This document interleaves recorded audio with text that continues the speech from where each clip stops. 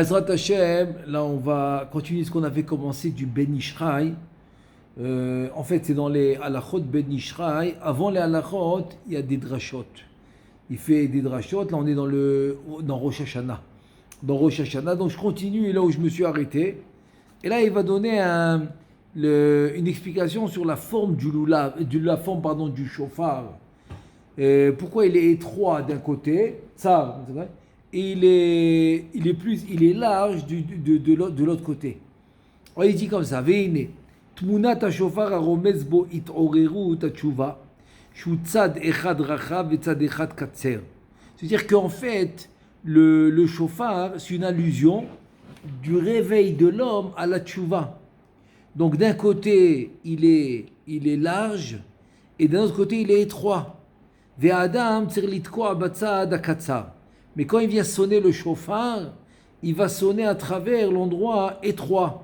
Venimtsa shemekom tfisato bashofar mitrachev veoler. Donc le shofar, il va en grandissant. Il commence avec la petite apia ktana ada rachav. Donc il commence avec l'endroit étroit et ça va en grandissant, ça va en ordre croissant. Ça grandit et ça devient plus large. L'irmos, pourquoi? Tout ça c'est quoi? Il te dit tout ça, hein, c'est pour illusionner, c'est une allusion. Ki ba'al teshuva tser liyot mosi veoler bavodat Hashem. C'est-à-dire que celui qui fait tchouva, parce que le shofar, il va nous faire tchouva, avec le son du shofar, on va se réveiller pour faire tchouva, et donc le ba'al tchouva, il doit aller en grandissant dans la vodat Hashem. Il va en ajoutant, il va en améliorant, en s'améliorant. C'est ça le ba'al tchouva. C'est comme c'est étroit, ça devient large. Il va en améliorant, il va en rajoutant des choses pour servir Hachem. Al derer shamur rabotenu zichron v'racha. En fait, c'est comme la Gemara dans Shabbat, la page 152. La Gemara dit comme ça: Talmidei chachamim kol zman shemaskinim, que les talmidei chachamim plus ils vieillissent, da'atam mitosefet alehem, et plus ils deviennent intelligents. Alors que ceux qui n'étudient pas la Torah ou les goïms, c'est le contraire. Plus ils vieillissent et plus ils deviennent bêtes. Pourquoi? Parce qu'ils n'ont pas la Torah. Alors que les Talmidei Chachamim qui étudient la Torah, plus ils vieillissent et plus ils deviennent intelligents. Gam od ramuz basé atmuna chez tzido echad katzar ve tzido echad racha vetokea betzad katzar. Il te dit maintenant, j'ai une deuxième allusion sur la forme du shofar. Que d'un côté il est étroit, d'un côté il est large. Il te dit l'irmoz qui ôte shel atshuva shei othe, pour te dire que la lettre de la tshuva qui est le he, pourquoi? Parce que la tshuva c'est notre icône, tashuv he c'est Hashem, retourne vers Hashem. Donc la lettre de la tshuva c'est le he, yesh la shne ptachim. Donc comment on écrit le he? C'est comme un genre de rêche, mais là il est carré, il est pas rond sur le côté droit, donc c'est, et il y a le pied gauche sur le côté. Donc combien il y a d'ouvertures dans le he, dans cette lettre? Il y a deux. Il y a une à droite, une vers le bas. C'est la forme du he. Il y a deux ouvertures. Echad rachav, echad katser. Maintenant, l'ouverture de gauche, du pied gauche, elle est étroite. Mais l'ouverture d'en bas, elle est grande. Donc ça ressemble au shofar. C'est une partie étroite, une partie grosse, une partie large. Ou Baal Tshuva li ol bakatzar. Maintenant, il te dit le Baal Tshuva par où il va rentrer. Parce qu'il tombe, kaviachol, il va tomber du côté large, mais il va rentrer du côté étroit. Il va rentrer du côté étroit, et qui représente Akadosh Baruch Hu. Il te dit, il est basé, mistaya milta, mais quand il comme la Gemara dans Menachot. La Gemara dans Menachot, dans Kaftet Amud Bet. Donc il dit, grâce à ça, Be'ezrat Hashem, il va réussir sa tchouva. Quand il va rentrer dans l'endroit étroit, il va en augmentant, comme on a dit sur la forme du shofar. Il te dit maintenant une autre explication. Oyuvan, nirmaz bitmuna zusha katzar lemata verachav lema'ala. Il te dit maintenant que le côté étroit, il est en bas, et le côté large, il est en haut. Pourquoi? C'est une autre allusion de dire que des Baal Tshuva, בדברים, בדברים של מטה, שהם שייכים לעדת העולם הזה, יקצר ויקמץ בהם, אבל דברים השייכים למעלה, שהם עניינים הנפשיים, מתנהג בהרחבה וריבוי. Maintenant une autre allusion, c'est-à-dire que le chauffard, il va vers le haut. C'est-à-dire la partie large, elle va vers le haut, et donc la partie étroite, elle a un niveau plus bas. Donc pourquoi? C'est une allusion pour les Baal Tshuva. Baal Tshuva, il dit que la partie en bas, ça représente Olam Hazeh, il va être étroit, c'est-à-dire il ne va pas trop profiter de ce monde. Ce monde, il ne va pas trop en profiter. Pourquoi? Parce qu'il veut faire plus de mitzvot, il veut étudier plus de Torah, etc. Mais par contre, dans la partie large qui va vers le haut, là, de dire que les choses qui vont vers Akadosh Baruch Hu, vers le ciel, la Torah et les mitzvot, là, ça va être large. Là, il va le faire beaucoup plus que les choses qui sont à voir avec ce monde, avec Olam Hazeh. Ou Be'ofan, voilà, ça c'est une chose. Maintenant, Ofan Acher, encore une autre façon de voir les choses. Nira lirmos b'siata dishmaya bitmunat hashofar alpi המעשה דרבי יהושע בן חנניה הנזכר בגמרא d'Iruvin, daf nun gimel amud bet.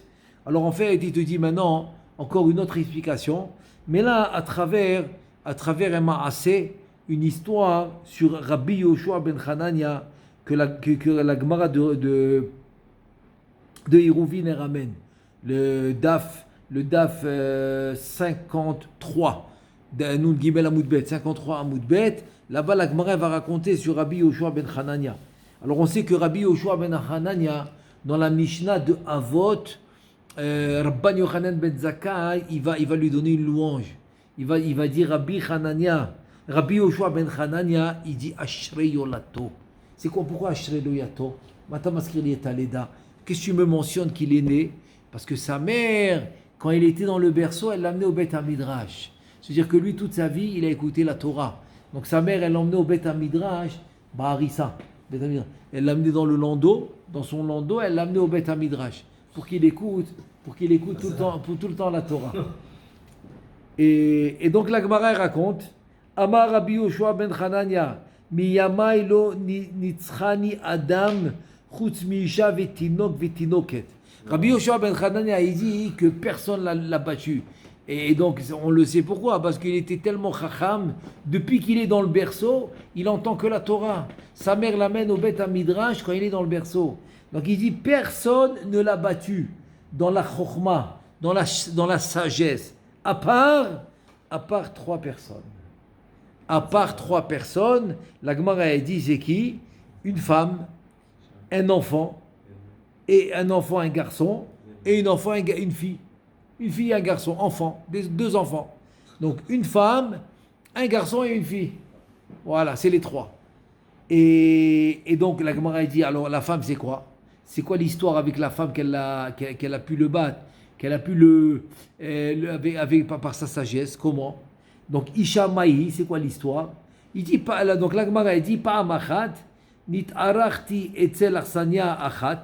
C'est-à-dire que Rabbi Yoshua ben Hanania, il raconte qu'une fois il était en route, donc il a hébergé. Dans une auberge où il y avait une femme, Astali Poulin. Donc qu'est-ce qu'elle lui a fait? Elle lui a fait des poulines, on va dire, je sais pas moi, des haricots, des fèves. Des fèves. Le premier jour. Alors, Bayom Arishon Achaltim Velo Shiarti Mehem Klum. Le premier jour, j'ai mangé mon assiette et j'ai rien laissé dans l'assiette, j'ai tout mangé. Bayom Hasheni Lo Shiarti Klum. Le deuxième jour aussi, j'ai bien mangé, j'ai rien laissé dans l'assiette. Beyom Ashlishi, le troisième jour, Igdi Hatan Bemelar. Le troisième jour, qu'est-ce qu'elle a fait? Elle a renversé la salière dans son plat de fèves. Kevan Sheta'amti Masharti Yadi Mehem. Rabbi Yoshua ben Hanania, il raconte, quand je les ai goûtés, ils étaient très, très, très salés, donc j'ai arrêté de les manger. À peine j'ai goûté, j'ai arrêté de les manger, j'ai repoussé l'assiette. Amrali, donc cette femme, elle me dit, Rebi, mi penema encha soed. Et Rebi, pourquoi tu ne manges pas? Je t'ai servi une assiette chaude de fèves. Amartila. Donc Rabbi Yoshua ben Hanania, il nous raconte qu'il a répondu à cette femme, Gvar Saati mi be'odium. Non, tu sais que j'ai déjà mangé. Il ne voulait pas lui faire honte que tu as mis trop de sel dans ton plat. Il ne voulait pas lui dire que c'est pas bon. Il dit non, tu sais, j'ai déjà mangé, je suis rassasié, j'ai déjà mangé, c'est bon. Amrali, elle lui a répondu, Aya lecha limjor yadecha minapat. Elle lui a dit, ben tu aurais dû ne pas manger trop de pain. Tu aurais dû ne pas manger trop de pain, comme ça tu pouvais le manger. Amrali, elle m'a dit encore, Rebi, Sheme lo inarta pea barishonim, velo kachamu chachamim. Maintenant, elle lui dit en fait, elle lui dit la vérité. Elle a fait exprès de lui faire très très très salé pour lui donner une leçon. Et c'est quoi la leçon? Elle lui dit, Rébi, peut-être que dans les premières assiettes d'hier, d'avant-hier, tu n'as rien laissé. C'est ça que ça veut dire. Shebaloinarta pea barishoni, tu n'as rien laissé. Velo kachamu chachamim. Et comment tu fais une chose pareille? Je ne comprends pas. Les chachamim, ils ont dit, en mishairin pea ilfas. Aval mishairin pea bake'ara. Elle lui dit, mais attends, chachamim, ils ont dit qu'on laisse pas de reste, ilfas, c'est comme une poêle. C'est la marmite ou la poêle. Là-bas, ne laisse rien. Mais dans l'assiette, il faut laisser. Peut-être un pauvre, il a faim. Peut-être que tu peux donner à quelqu'un un peu à goûter. Tu peux faire ça. Et tu peux faire ça. Donc, il fallait laisser dans l'assiette. C'est ce que Chachamim ont dit. Et toi, tu n'as rien laissé. Tu n'as rien laissé du tout. Tu n'as rien laissé du tout dans l'assiette. Et donc, voilà ça que vous voulez lui enseigner. Donc, il dit, elle m'a eu. Elle veut dire, quoi, elle m'a eu, elle m'a enseigné. Donc, voilà, elle m'a gagné. Elle m'a gagné en m'enseignant cet enseignement qu'on ne finit pas toute l'assiette. Parce que peut-être, on peut donner à manger à quelqu'un qui n'a pas mangé. Voilà. Ça, c'est première histoire. Deuxième histoire, la tinoquette. C'est quoi cette fille qui m'a gagné? Tinoquette, elle demande la Gemara Maïhi, c'est quoi l'histoire? Il raconte Rabbi Yoshua ben Levi, Pa'amachad haïti me'aler baderer ve'aïta derer overet basade. Il dit un jour, je me promenais j'allais en chemin, je marchais en chemin, et il y avait un chemin qui traversait un champ. Ve'aïti me'aler ba. Donc moi j'ai emprunté ce chemin pour aller, donc j'ai traversé le champ, à travers le chemin qui traversait le champ. Amra litinoket achat, une petite fille, elle m'a vu et elle m'a dit, Rebi, losade hizo. Elle lui dit, Rebi, est-ce que ça c'est pas un champ? Amartila, loderer kevushahi. Il lui a dit, je sais que c'est un champ, mais c'est un chemin. C'est un chemin qu'ils ont fait pour passer. Donc j'ai emprunté le chemin, même s'il passe dans un champ, j'ai emprunté le chemin.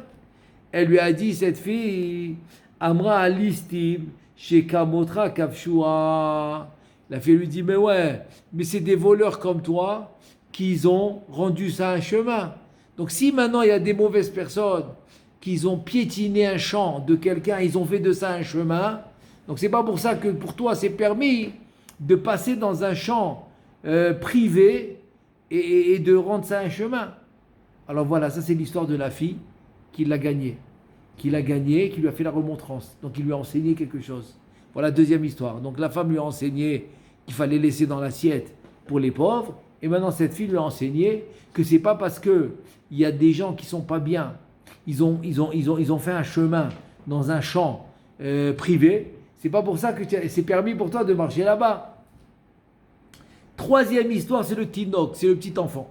Maï, c'est quoi cette histoire?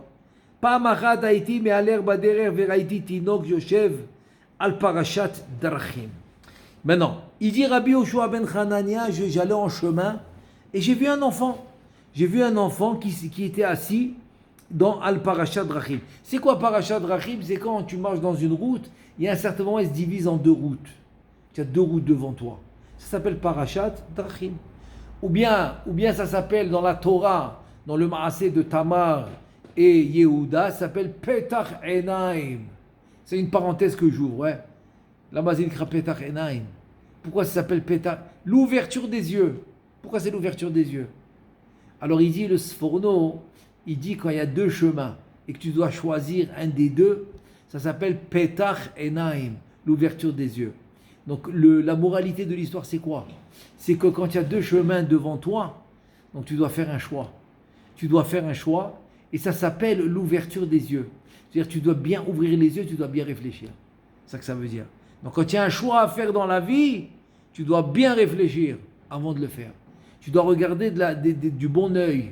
C'est pas rien que de l'œil physique et matériel, non. Un œil un peu plus spirituel, dans le sens que tu dois réfléchir. Ce que tu fais doit être du réfléchi. Bon, je ferme la parenthèse. Et donc, cet enfant, il me dit,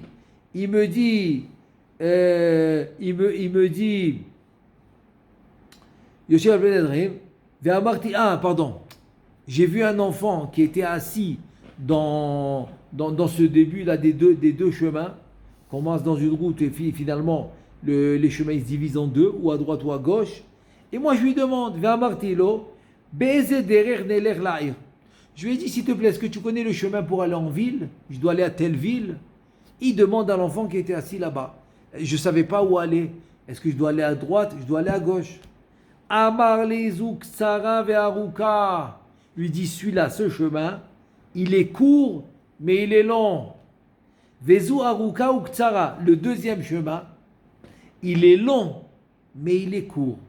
C'est ce qu'il m'a dit. Maintenant, Rabbi Yoshua ben Hanania, il raconte, ve'alarti biktsara ve'aruka. Donc, je suis allé dans le chemin qui est court, mais qui est long. Kevan sheigati la'ir matzati shemakifim ota ganot ou pardesim chazarti la'achorai. Quand je suis arrivé dans la ville, c'était court, mais pour arriver là-bas, il fallait traverser des jardins, des champs. Ah, j'ai dit laisse tomber. Donc je suis revenu au point de départ pour aller prendre le deuxième chemin. Ah non, quand je suis revenu, j'ai revu l'enfant et je lui ai dit, Amartilo, béni mon fils, allo amartalik tsara, mon fils, tu m'as dit que ce chemin était court. Mais c'est pas vrai. Tu as les champs, tu as les trucs, tu as les jardins qu'il faut traverser. Et qu'est-ce qu'il dit l'enfant? L'enfant il lui dit, écoute bien, Amarli velo amarti lecha aruka. Attends, je comprends pas. Mais je t'ai dit court, mais long. Je l'ai dit ou pas? Alors, c'est-à-dire qu'il y a des chemins courts que l'homme y prend, mais ils deviennent très longs après. Et parce qu'il n'a pas fait le bon choix. Il doit réparer les erreurs qu'il a fait. Ça, c'est le chemin court, mais qui devient long. Alors que le chemin long qui est court, c'est quand il prend ses responsabilités, il fait les choses bien.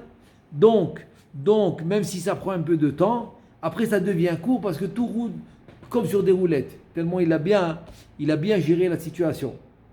Et donc moi je lui ai dit, mais tu m'as dit qu'elle était courte. Et l'enfant il lui répond, mais je t'ai dit, Amarli, velo amarti lecha aruka, mais je t'ai dit qu'elle est longue. Nishakti varloto, je l'ai embrassé. Je l'ai embrassé à cet enfant, qu'est-ce que je lui ai dit? Ve'amarti lo ashrechem isashikullechem chachamim gedolim atem migdolchem ve'ad ketanchem ad kan. Voilà la Gemara a dit que Rabbi Yoshua ben Hanania il a embrassé cet enfant et il lui a dit, eh ben, vous êtes tous des génies, des hommes, des gens intelligents. Dans Am Israël, les Juifs, c'est des gens intelligents, comme les grands de la génération. Du plus grand au plus petit, ils sont intelligents. Ça, c'est maintenant la Gemara de Hérouvin sur Rabbi Yoshua ben Hanania. Maintenant, on va voir l'explication du Gaon Achida. Maran Achida, il explique comme ça.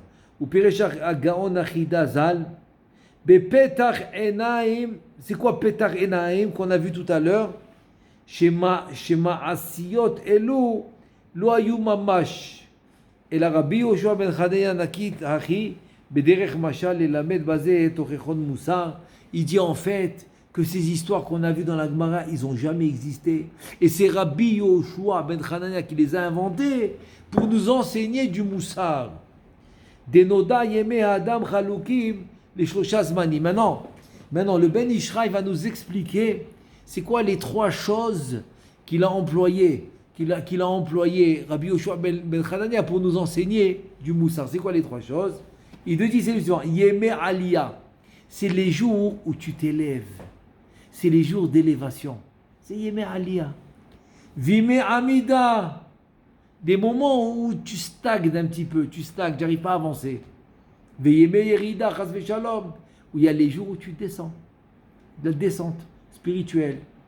Ve'adam bishne aprakim, shem Aliyah va'amida, nimshach achar chomer olam hazeh, umimela, umimale ta'avato, be'avle olam hazeh ve'ta'anugav. Ça veut dire que l'homme, avec les deux périodes de sa vie, c'est Aliyah ve'amida, monter et stagner quoi.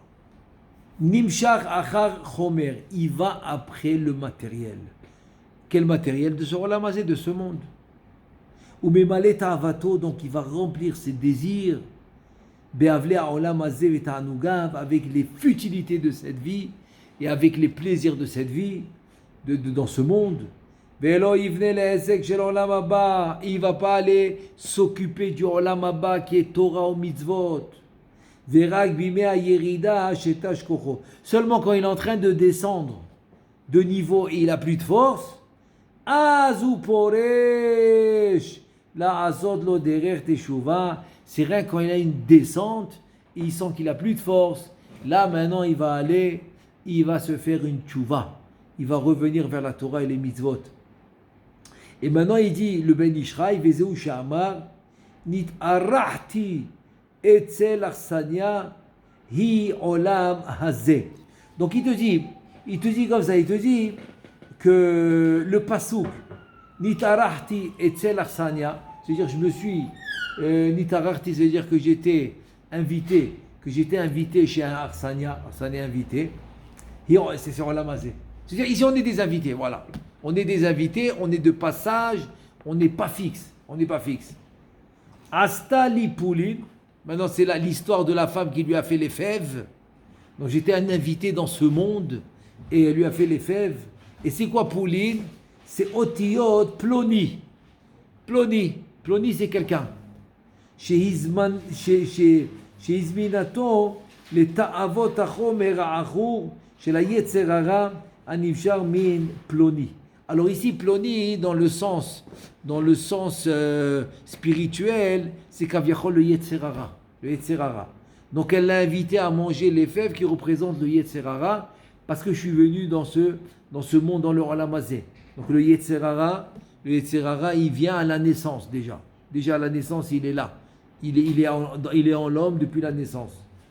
Maintenant, et donc, Yom Rishon, le premier jour, c'est la suite de l'histoire avec la femme. Chez Ouzman Aliyah, donc le premier jour, c'est le jour de la Aliyah, de l'élévation spirituelle. Achal me'anaot ve'ta'anuga olam hazeh. Alors il a mangé, il a écouté son Yetzerara, il a fait les désirs de ce monde. Velo shier min hazman klum letzorech olam haba. Et c'est quoi dans l'histoire qu'il a rien laissé dans l'assiette? En fait, il a rien laissé de temps pour préparer son olam haba, faire la Torah et les mitzvot. Il n'a pas laissé de temps. C'est ça que ça veut dire qu'il a fini toute l'assiette. C'est-à-dire qu'il a fini tout son temps. Tout son temps, il est dans le matériel, dans la matière. Donc il n'a rien laissé pour olam haba. Ça c'est le premier jour, Yom Rishon, de l'histoire. Deuxième jour, alors quand il lui a donné une assiette, Yom Sheni Uzmana Amida, Gamken Asakach, Achiom Shni. Maintenant, il te dit que le deuxième jour, c'est le jour de la Amida où on stagne, on n'avance pas. Maintenant, qu'est-ce qui s'est passé le troisième jour quand il lui a mis beaucoup de sel? Il te dit Ariom Shlishi Shuzman Ayerida Ayedira Igdartan Bemela. Ah, le troisième jour, ça représente la Yerida, la descente. Quand l'homme il descend de niveau. Shelo Nisharbo Koar Lita'anu Golam hazeh. En deux mots, quand il a vieilli. Voilà, quand il a vieilli. C'est les trois manimes de l'homme. Quand il est jeune, quand il est 40, 50, c'est la Hamida. Et après, quand il vieillit. Donc, c'est ça l'histoire du troisième jour, c'est qu'il a vieilli. Il a vieilli. Vehi kifu machovim begufo vekocho evara mitzad mikol tzad. Donc, il vieillit. Donc, il a des malaises. Il a mal dans des membres. Et donc, sa force, elle descend. Sa force, elle est faible. Ve'az kevan sheba litom. Et quand il est venu goûter, ça c'était le troisième jour, en deux mots, quand l'homme il vieillit, contre son gré. Contre son gré, il va arrêter les désirs de ce monde, parce qu'il n'a plus la force. Il est vieilli, il n'a plus la force pour les désirs de ce monde, donc il va arrêter automatiquement contre son gré. Et là, il commence la tchouva. Là, on parle d'un cas de Bedi Avad, quoi, qui commence la tchouva quand il est déjà vieux. Donc vient la neshama le réveiller à faire tchouva. Et c'est ce qu'on fait avec le shofar. Le shofar, il vient nous réveiller à faire tchouva. Chez Matz'a Makom les Daber Ito Devarim Amit Yashvim Alalev. Et donc la neshama est venue lui parler. C'est-à-dire que l'homme, s'il fait attention et qu'il s'écoute intérieurement comme il faut, il s'écoute, la neshama lui parle. Aneshama medaberet ima Adam. La neshama, elle lui parle pour faire tchouva. Donc, puis, la neshama veut causer une discussion avec le corps, où est-ce qu'elle est, pour qu'il fasse tchouva. Amra lo betrila. Donc, la neshama, elle lui demande au corps. Mi penema encha so'ed ayom beta'anuge olam hazeh, kasher hayita noheg bazmanim harishonim. Donc, Kaviachol, la Neshama, elle demande une question au gouffre quand il vieillit. Il lui dit, dis-moi, la main Chassoed, comme elle lui a demandé la femme, pourquoi tu ne manges pas le troisième jour? On a dit que dans le Macha, le troisième jour, c'est la vieillesse. Donc, pourquoi tu ne manges pas aujourd'hui? Ça veut dire, pourquoi maintenant, tu ne fais plus les ta'avot et les ta'anugim? Pourquoi tu ne fais plus les ta'anugim? Pourquoi tu ne fais plus les ta'anugim? Pourquoi tu ne fais plus les ta'anugim comme tu les faisais avant? Et là, il lui répond. Qu'est-ce qu'il lui répond? Ça y est, j'ai fait le kiff. Ça y est, j'ai déjà fait tous les ta'anugim, tous les plaisirs de ce monde. J'ai voyagé, j'ai fait la fête. Ça y est, j'ai fini tout ça. Shenit malé à keres, zine biché. Il a dit, ça y est, je me suis rassasié de tous les plaisirs de ce monde, ça suffit, je suis vieux, j'en peux plus. Ve'amra neshama, et la neshama lui répond, qu'est-ce qu'elle lui répond? Aya lecha livjo yadecha minapat kloma. Qu'est-ce qu'elle lui a dit la femme? Il fallait pas manger le pain. Alors dans le machal, c'est beau, c'est quoi? C'est que la neshama, elle lui dit, il fallait arrêter de manger le pain. Ça veut dire quoi? Kloma. Si maintenant tu te rappelles de tes actions que tu faisais et que tu vas regretter les actions que tu faisais, ça ne suffit pas. Ça ne suffit pas d'arrêter tous les plaisirs et les envies de ce monde. Ça ne suffit pas. Et là, tsarir sigoufim et ta'aniyot, parce que tu es vieux, tu fais là, tu vois. Donc tu as besoin quand même un peu de souffrance, ou de jeûne, ou de jeûner par exemple, pour celui qui peut. Chez Timshor yadecha gaminapat, shu tzorer gadol lekiyumagouf. C'est-à-dire qu'en deux mots, si l'homme il se réveille un peu tard, donc il lui dit il faut faire un peu il faut un peu arrêter le corps pour essayer de nettoyer. Donc peut-être celui qui peut jeûner, il va jeûner. C'est sûr qu'il va arrêter avec les matamim, tout ce qui est très très très très bon. Donc il va prendre des choses moins bonnes. Comme ça, il va sentir la tchouva. Et donc il va se retenir de prendre des choses, qui vont lui améliorer le corps. Juste une période de temps qu'il fasse tchouva. Ve'amralo, qu'est-ce qu'elle lui répond la neshama? Sheme lo inachta pe'ala olam haba. Peut-être que tu n'as rien laissé. Tu n'as rien laissé pour le Olam Haba dans les jours qui sont passés parce qu'il était attaché au Ta'avot. Donc Kaviachol, il n'a pas fait Torah Mitzvot qui va lui servir pour Olam Haba. Velo Karamu Chachamim, mais là qu'est-ce qu'elle lui dit? Il lui ramène la Mishnah. En Mishayrim Pe'a Ba'ilfas. C'est quoi? Dans le Pshat, on a dit que tu n'as pas besoin de laisser des restes de nourriture dans la marmite ou dans la poêle. Non. C'est quoi ça? C'est-à-dire quoi dans le remez, dans l'allusion?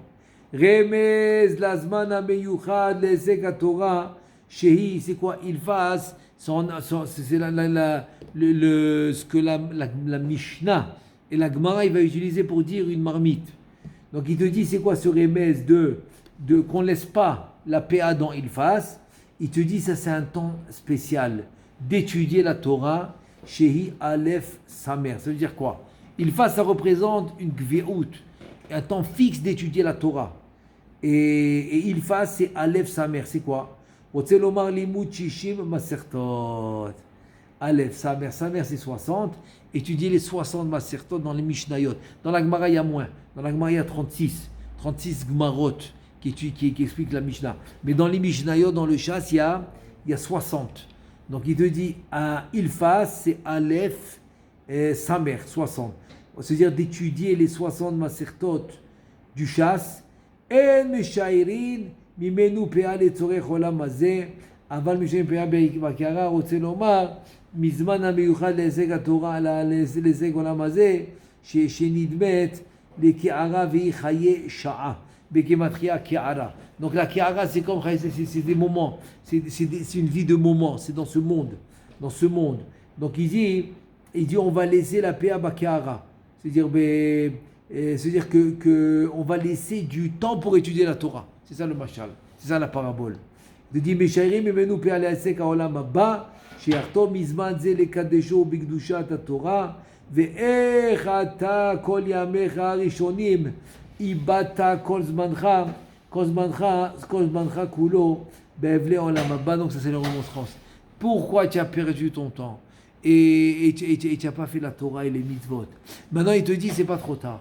Le shofar va venir nous réveiller pour qu'on puisse faire tchouva et qu'on puisse ouvrir une nouvelle page d'Afradash, et qu'on puisse étudier et faire les mitzvot, mais le principal de toute l'affaire, c'est de comprendre le ikar et le tafel. Le principal et le contraire du principal, quelque chose qui n'est pas important. Donc c'est dire que notre vie doit être basée sur les choses ou sur les valeurs importantes de la vie. C'est la Torah et les mitzvot. Donc ça doit être la priorité de l'homme. Et c'est ça que le shofar doit nous réveiller. Doit nous réveiller pour comprendre c'est quoi la priorité de chaque. Donc la priorité de l'homme, c'est la Torah et les mitzvot. Et le reste, évidemment, il va travailler parce qu'il a besoin de parnassa, mais c'est pas une priorité, c'est une obligation. Et la Torah, c'est non seulement une obligation, mais c'est une priorité. Be'ezrat Hashem, Ktiva, qu'on puisse le faire, Be'ezrat Hashem, à travers le shofar qui nous réveille à le faire pour la Zor Bituva Shelema. Ktiva vechatima tova, amen ve amen.